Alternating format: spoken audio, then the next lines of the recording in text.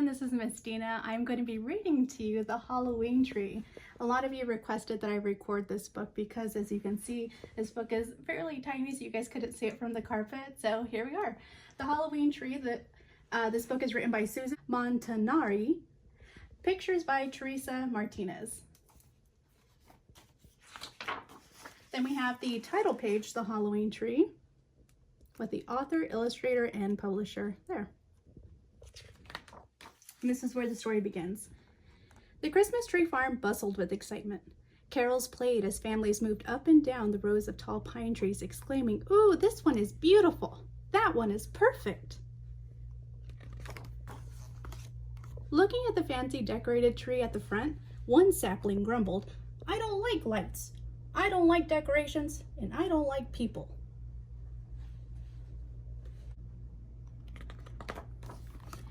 As trees disappeared off the lot, the little tree mumbled, "I don't want to be a Christmas tree. I never want to leave this spot." You can see he's a bit grumpy. The little tree listened as the other saplings buzzed with anticipation. "I can't wait," a sprout whispered. "Colored lights," one sighed. "I hope I get a star on my top," said another. The little tree grumbled, "I don't want to become a Christmas tree, and I'm not going to," he says. As the little tree grew, its limbs became gnarled and twisted. Every time needles sprouted, thoughts of being decorated with lights and ornaments made them turn brown and fall off. The tree looked nothing like the others. One day, all the trees on the lot disappeared, all except for one. Eventually, houses began to appear, and with houses came families. By then, the tree had grown tall and broad. Its limbs were twisted and covered with strange knobs. One summer, the tree heard children's voices coming near and scoffed. "Ugh, people," he says.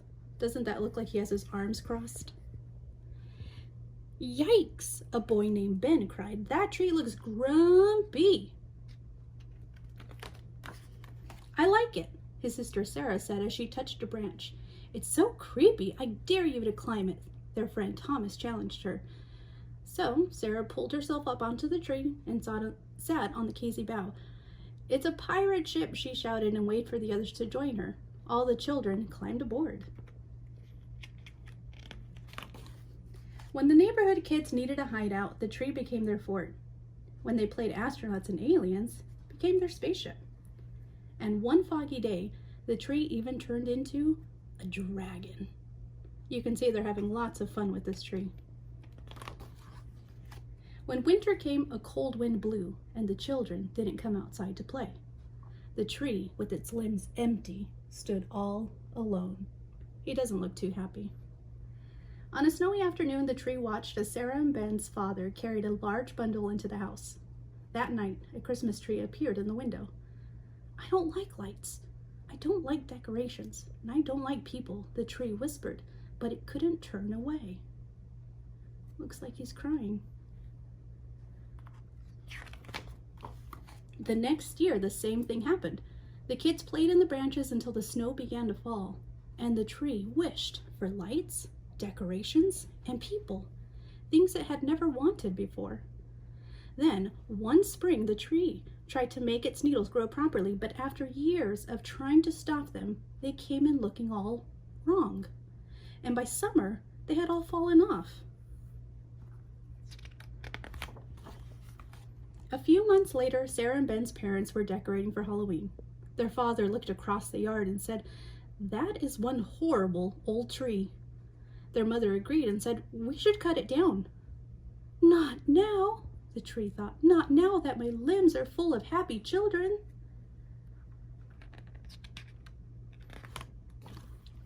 Up in the branches, Sarah whispered, "No, they can't.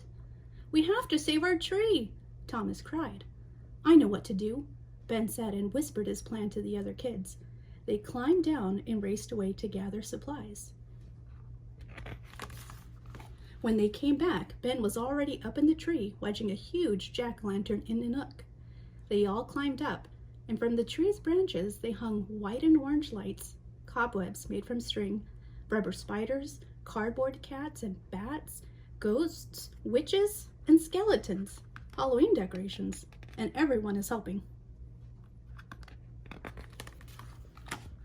That night, the parents and all the neighbors gathered to admire the tree. The children danced beneath, shouting, "Trick or treat!" Did you get it? Not trick or treat, trick or tree.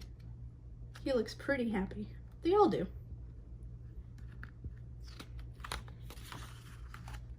I guess I was wrong, the tree thought. I do like lights. I do like decorations, and I do like people. I love being a Halloween tree. Happy ending for him. All along, he was that Halloween tree, and that's who he was meant to be. So in the back, it says trick or tree. As you can see, we have a barcode here, a library barcode. So if you guys wanted to place this book on hold, you just need to know the title. Title is The Halloween Tree. Bye guys, thanks for watching.